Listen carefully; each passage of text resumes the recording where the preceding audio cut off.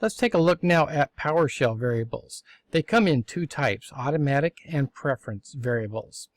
Now, these are similar to environmental variables which exist within Windows, except these exist only within PowerShell. Automatic variables are those that PowerShell maintains for that particular session that are permanent. They cannot be changed by the user. Preference variables are those that can be changed by the user. Now we can take a look at variables in PowerShell with the get variable command. Unfortunately here you see all the variables, be they automatic variables, preference variables, or even user variables all in here. And I really don't know a good way to separate out just the automatic or the preference or the user variables in here.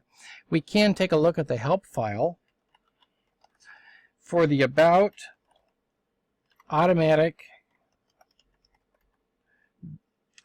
variables like that, and we do have a list of what those are here. Now it's a little bit hard to read in this format. You might want to just go to a web page that lists all of the automatic variables, and here they are. So these are all available to you, but remember that these cannot be changed. Now let's take a look at preference variables, and again I'm going to go to a web page to make it easier to see them.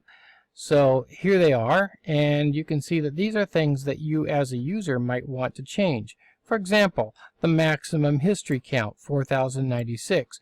So this is the number of commands that it's going to remember. When you use that up arrow to toggle back through your previous commands, how many do you want it to remember? Well, 4096 is the default, but you as a user can change this variable if you wish. We would simply declare this variable, and I'm going to talk about how to do that later on. But these are the PowerShell variables, and again they come in those two types, automatic that you cannot change, preference that you can change. And then we'll go on next time and talk about the user variables.